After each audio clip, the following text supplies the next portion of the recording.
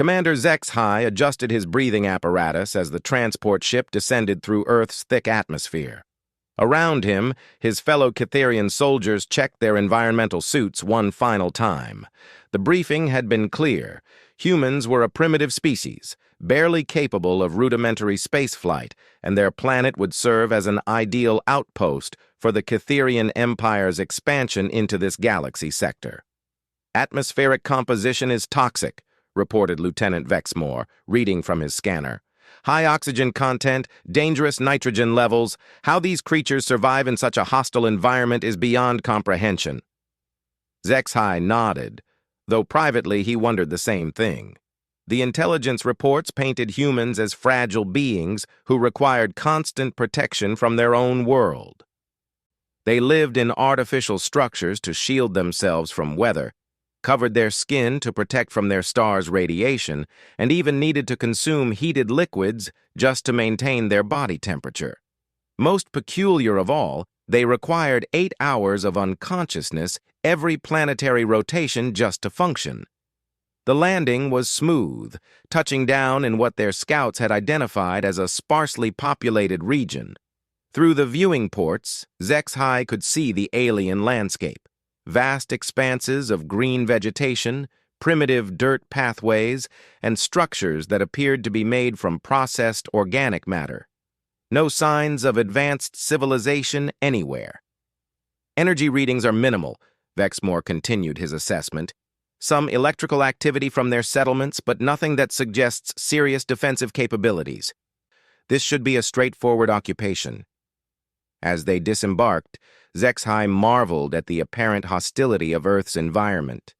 The gravity was crushing, nearly twice what his people were accustomed to. The air was so thick with moisture it seemed almost liquid. Most disturbing of all, the ground itself was alive with countless microscopic organisms that his sensors detected crawling everywhere. "How do they survive walking on a planet covered in bacteria?" asked Private Nextall, nervously adjusting his sterilization field generator. Their first contact came sooner than expected. A lone human approached their landing site, wearing nothing but thin cloth coverings and primitive footwear. No environmental suit, no protective gear, no visible weapons. The creature appeared to be elderly, its skin weathered and marked with what appeared to be damage from their star's radiation. "Incredible," whispered Vexmore.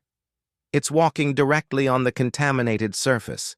The bacterial exposure alone should have killed it within moments." The human raised one of its appendages in what intelligence suggested was a peaceful gesture. When it spoke, the translation software struggled with the primitive language structure, but the meaning came through clearly enough. The human was welcoming them to Earth. HFY approached cautiously, maintaining his protective barriers. Through his suit's speakers, he attempted to communicate their intentions. "We are representatives of the Cytherian Empire. This world will now serve as one of our colonies. Your species will be relocated to designated areas for your own protection." The human's expression changed in a way that the translation software couldn't interpret. It said something that roughly translated to, "You might want to reconsider that plan, friend." Before HFY could ask what the creature meant, alarms began sounding from their ship. Vexmore was frantically checking his instruments. "Commander, we're detecting massive movement underground. Seismic activity suggests..." "Tunnels? No, that's not possible. The scale would require millions of individuals working in coordination." The human seemed amused by their confusion. It gestured toward what appeared to be a small settlement in the distance. "Would you like to meet some of my neighbors? They're probably curious about your arrival." As they approached the human settlement, HFY's perception of these fragile beings began to shift. The structures weren't primitive shelters. They were architectural achievements that somehow managed to be both functional and aesthetically pleasing.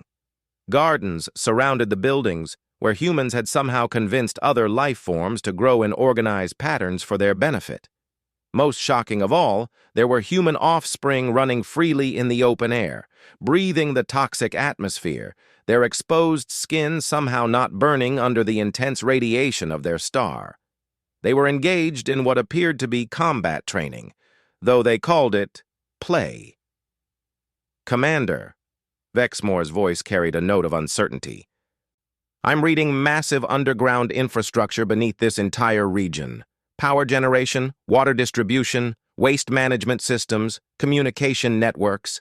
The complexity rivals anything in our home systems." An adult human approached them, carrying tools that appeared to be designed for manipulating their environment. When questioned about the underground systems, the human explained casually that they had utilities running beneath most of their settlements for convenience. "You built all of this while living on the surface of this death world?" HFY asked.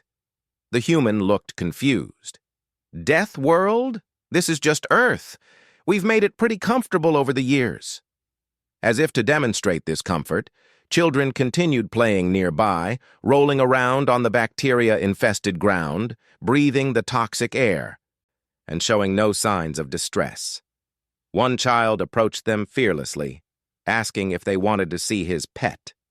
The pet turned out to be a creature nearly as large as a Catharian soldier, covered in fur, with powerful jaws filled with sharp teeth. The child was stroking it affectionately, while it made rhythmic vibrating sounds that apparently indicated pleasure. "That predator could easily kill the offspring," Nextall observed. "Oh, Rex wouldn't hurt anyone," the child replied cheerfully. "He's a good boy. Want to pet him?" Before anyone could stop him, the child was demonstrating how the massive predator enjoyed having its head scratched. The beast's tail wagged with apparent joy at the attention. HFY found himself questioning everything in their intelligence reports.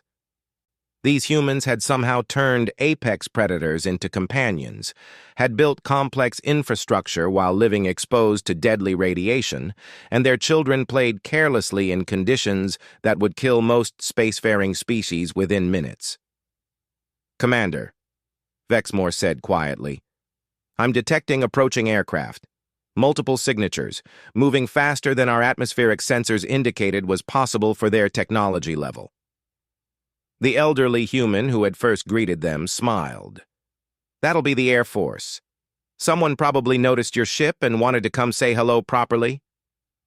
As the aircraft approached, HFY could see they were sleek, clearly advanced, and moving with precision that suggested sophisticated guidance systems.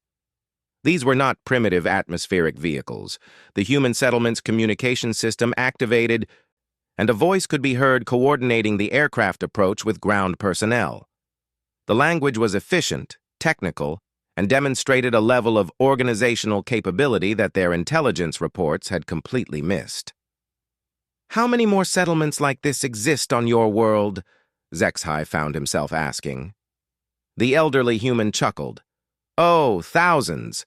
Millions if you count all the cities. Wait until you see Tokyo or New York. Those might be a bit overwhelming for first-time visitors." The reality was beginning to settle in. They hadn't discovered a primitive world populated by fragile creatures barely surviving in a hostile environment. They had found a species so adapted to conditions that would kill most galactic civilizations that they considered this death world home. They had built their society not despite their environment's challenges, but because of their ability to thrive in them. The approaching aircraft were maintaining formation, clearly military in nature, and their pilots were operating in conditions that Catharian pilots would require full environmental suits and extensive technological assistance to survive. As the first aircraft touched down, HFY realized their mission parameters had been fundamentally flawed. These humans weren't fragile beings in need of protection. They were apex survivors who had conquered one of the most hostile environments his people had ever encountered, and they had done it so thoroughly that they considered it comfortable.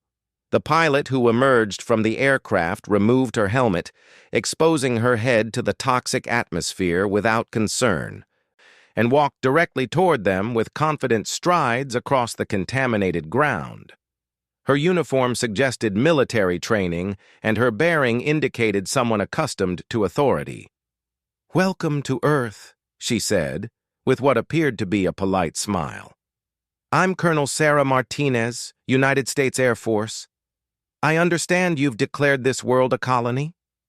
Colonel Martinez stood before the Catherian delegation with the kind of relaxed confidence that only came from absolute certainty in one's position.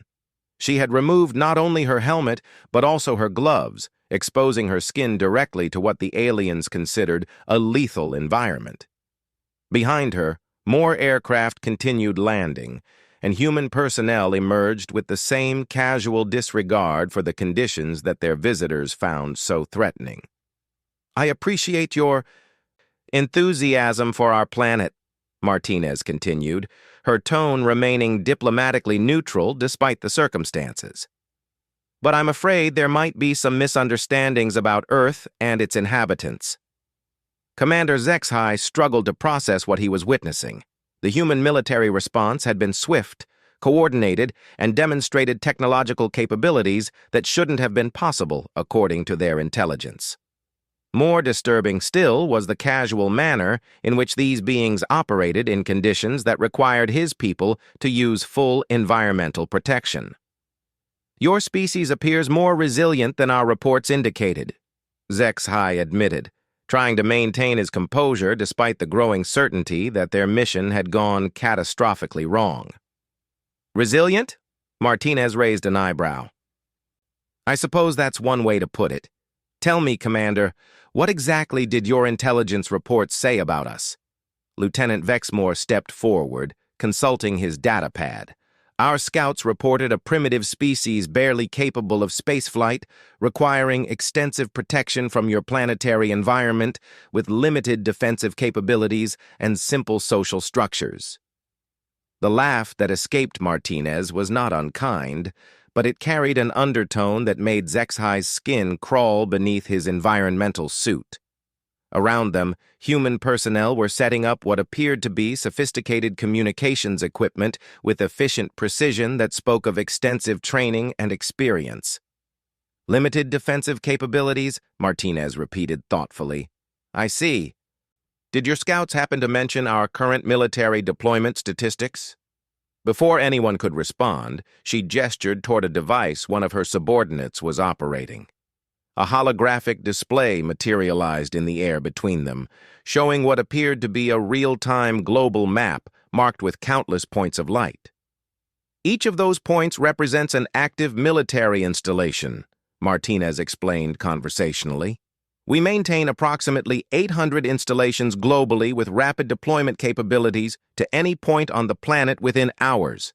This doesn't include our naval assets, which patrol every major body of water, or our space-based observation platforms." HFY felt his breathing apparatus working overtime as stress flooded his system. "Space-based platforms?" "Oh, yes. We've had continuous presence in orbit for decades now. Nothing like your impressive interstellar capabilities, of course, but we keep an eye on local space traffic." Martinez's smile grew slightly sharper.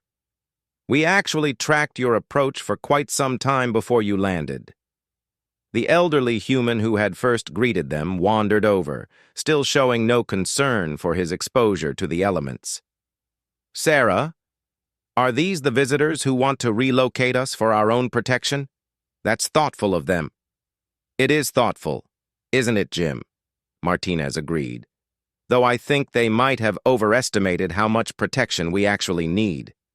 To demonstrate her point, Martinez walked over to where a group of human children were still playing with their massive predator companion. She knelt down beside them, placing her unprotected hands directly on the creature's fur while it continued making those rhythmic vibrations. "This is what you folks might consider one of our more dangerous local fauna," she explained.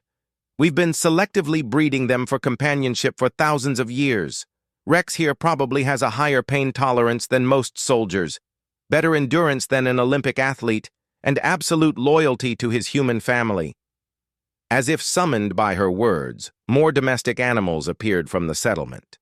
Smaller felines that moved with predatory grace, birds that had been taught to communicate using human language, and various other species that had clearly been integrated into human society rather than simply dominated. "Selective breeding," Private Nextall whispered in horror. "They've been genetically manipulating apex predators for millennia." "Not just predators," Jim added cheerfully. "We've modified plants to grow in organized patterns for food production, engineered microorganisms to help with various industrial processes, and even influenced the evolution of other species for specific purposes. Humans have been terraforming Earth for our convenience for about 10,000 years now." The implications were staggering.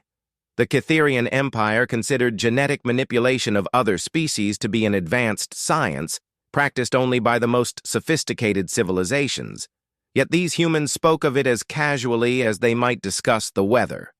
Martinez activated a communication device, speaking rapidly in what the translation software identified as multiple human languages. Responses came back just as quickly from various locations around the planet. The coordination suggested a global communication network of impressive sophistication. "I've informed our leadership of your arrival and your intentions," Martinez explained. "They're quite interested in opening diplomatic relations with the Cytherian Empire. However, the colonial proposition might need some revision." More aircraft were arriving now, larger ones that disgorged personnel, carrying equipment that was clearly scientific in nature. Human researchers began immediately taking readings of the Cytherian technology, their instruments suggesting understanding of principles that should have been beyond their current development level. "How long has your species been capable of interstellar observation?" HFY asked, dreading the answer.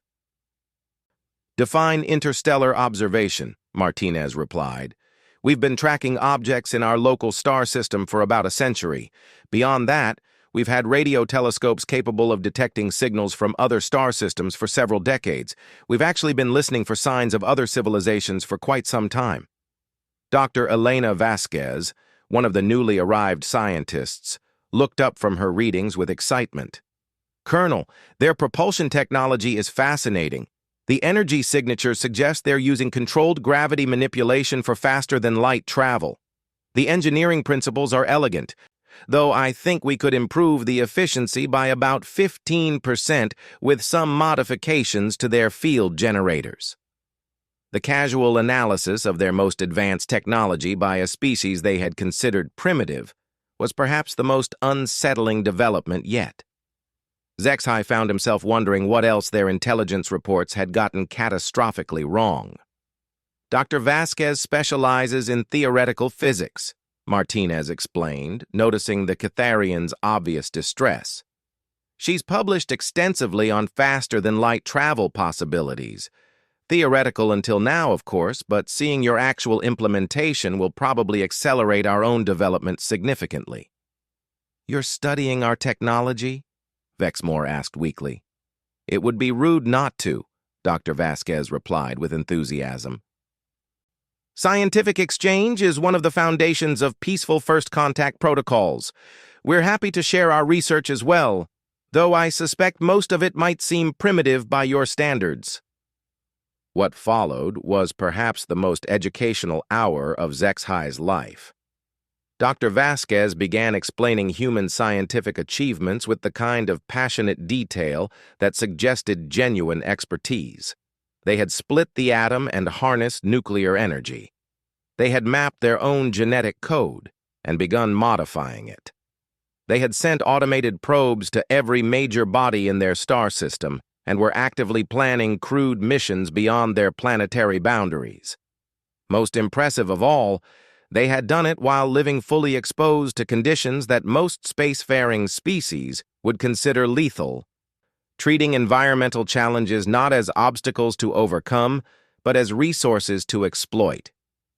"The key insight," Dr. Vasquez explained, "is that Earth taught us to see adversity as opportunity. High radiation? We learned to harness nuclear power, dangerous microorganisms. We developed medicine and turned some of them into allies. Extreme weather? We built architecture that works with natural forces rather than against them.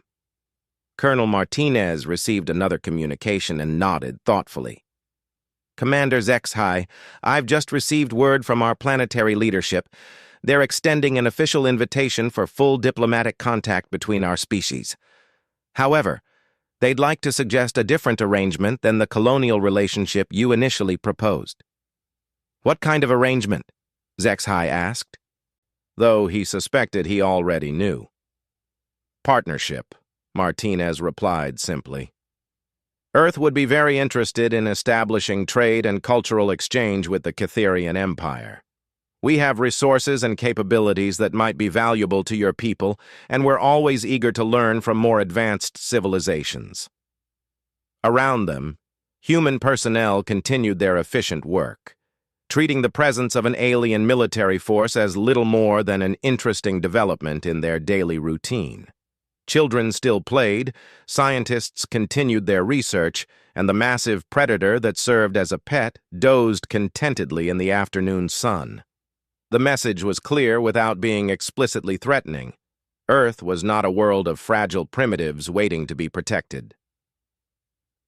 It was home to a species that had conquered one of the most hostile environments in known space and turned it into a paradise through sheer determination, ingenuity, and an apparently limitless capacity to adapt any challenge into an advantage.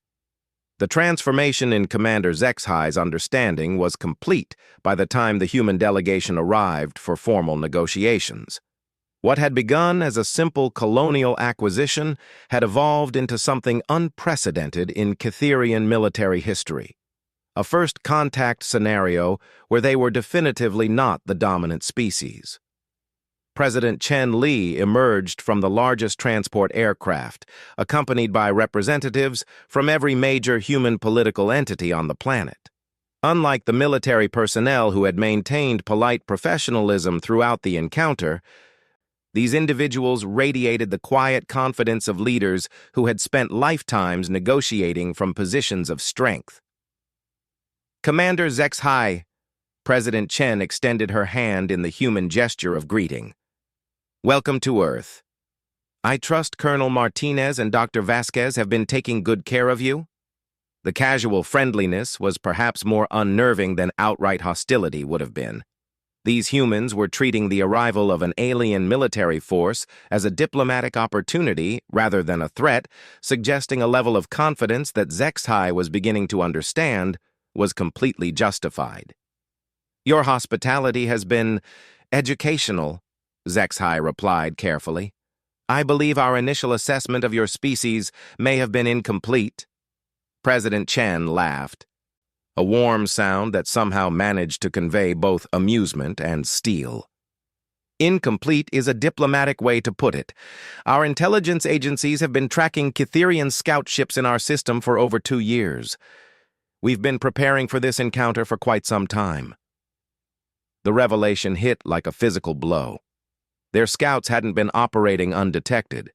Human civilization had known about the Catherian Empire long before today's events, and had chosen when and how to make contact on their own terms.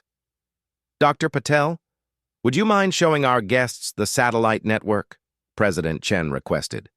Dr. Rajesh Patel activated a holographic display that made the earlier military installation map look simple by comparison. Thousands of objects orbited Earth, many clearly designed for observation and communication, others for purposes that HFY couldn't immediately identify. We maintain continuous monitoring of our entire star system, Dr. Patel explained. These platforms detected your approach fleet approximately 18 months ago. The energy signatures were quite distinctive, unlike anything in our databases, so we knew we were dealing with an interstellar civilization. Approach fleet? Lieutenant Vexmore's voice cracked slightly. Your main battle group, Colonel Martinez clarified, currently positioned at the edge of our star system. Impressive ships, by the way. Our long-range sensors suggest technological capabilities significantly beyond our current level. The Catherians exchanged glances of pure panic. The humans not only knew about their invasion force, They had been calmly monitoring it for over a year while preparing their response. "Why didn't you make contact sooner?" Zexhai asked. President Chen's expression grew thoughtful. "We needed time to prepare. First contact with an interstellar civilization is not something to approach carelessly. We spent months developing communication protocols, studying your technology through observation, and debating the best approach for peaceful relations." "You assumed we wanted peaceful relations?" "We hoped you did," President Chen replied. "But we prepared for multiple scenarios. Hope for the best, prepare for the worst, as we say." Dr. Vasquez activated another display, this one showing what appeared to be detailed technical specifications. "During our observation period, we were able to develop some preliminary understanding of your technology. Would you like to see what we've learned?" The schematics that appeared were unmistakably Cytherian designs, but with modifications and improvements that demonstrated not only understanding, but innovation. The humans had observed their technology for months and then improved upon it. "Theoretical improvements only, of course," Dr. Vasquez added modestly. "Without hands-on access to your actual systems, we can't be certain these modifications would work, but our simulations suggest significant efficiency gains." General Patricia Thompson, who had arrived with the presidential delegation, stepped forward. "Commander, I think it's time for complete honesty. Your scout reports characterized us as a primitive species barely capable of defending ourselves. Our analysis of your approach suggests you planned this as a colonial acquisition with minimal resistance expected." "That was our assessment, yes," Zexhai admitted. "Then you should know that assessment was fundamentally flawed," General Thompson continued. "Not because your scouts were incompetent, but because we deliberately presented a facade of primitive capability while we studied your intentions." The implications were staggering. Human civilization had not only detected the Cytherian presence, but had actively deceived their scouts, presenting false intelligence to manipulate Cytherian decision-making processes. This level of strategic thinking suggested a species far more dangerous than their initial appearance indicated. "You wanted us to underestimate you," Zexhai said slowly. "We wanted to understand you," President Chen corrected. "The way a civilization approaches what it believes is a weaker species reveals a great deal about its character. Some species might have arrived offering trade and cultural exchange from the beginning. Others might have come seeking conquest, but been willing to negotiate when they discovered they were outmatched." "And what does our approach reveal about our character?" "That you're capable of learning and adaptation," President Chen replied diplomatically. "Your initial assumptions were flawed, but you've adjusted your perspective as new information became available. That suggests wisdom and flexibility." Dr. Sarah Kim, an anthropologist who had been quietly observing the exchange, stepped forward with a data pad. "Commander, we've been studying Cytherian culture through our observation of your fleet's behavior patterns. Your species appears to value efficiency, order, and logical decision-making. These are traits we respect and believe form a good foundation for mutual cooperation." The cultural analysis was as thorough as the technological assessment had been. Humans had spent months studying Cytherian civilization, developing understanding not just of their capabilities, but of their psychology and social structures. "What do you propose?" Zexhai asked, surrendering any pretense that this encounter was proceeding according to Cytherian plans. President Chen gestured toward a pavilion that human personnel had constructed while they spoke. "Formal negotiations conducted with full diplomatic protocols. Earth is interested in establishing peaceful relations with the Cytherian Empire. We believe both our species could benefit from cultural and technological exchange. And if the Empire prefers conquest to cooperation?" General Thompson's smile was polite, but contained an edge that sent chills through Zexhai's environmental suit. "Then Earth will defend itself. We've had a year to prepare for that scenario as well." As if summoned by her words, the ground beneath them began to vibrate rhythmically. In the distance, what had appeared to be natural hills began opening, revealing launch platforms from which sleek projectiles emerged. The humans had been conducting their peaceful negotiations while standing directly above military installations that could respond to threats within moments. "Defensive systems," Colonel Martinez explained casually.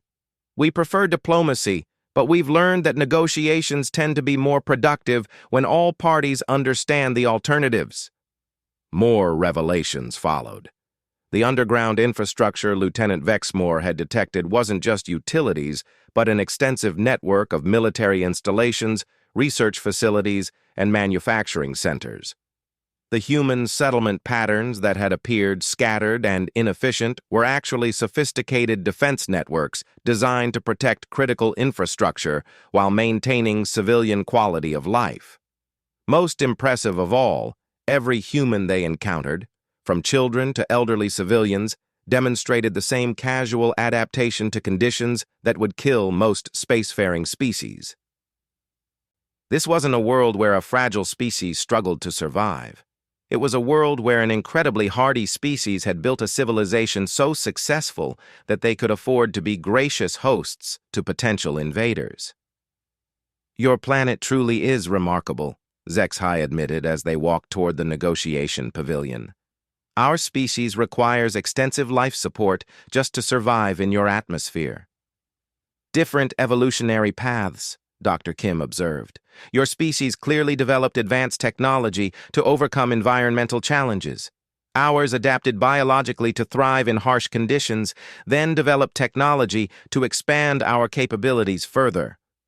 President Chen paused at the entrance to the pavilion, looking back toward the distant Cytherian landing ship. "Commander, we hope this will be the beginning of a long and productive relationship between our species. Earth has much to offer the galaxy, and we're eager to learn from more experienced civilizations like yours." The final irony was not lost on Zexhai.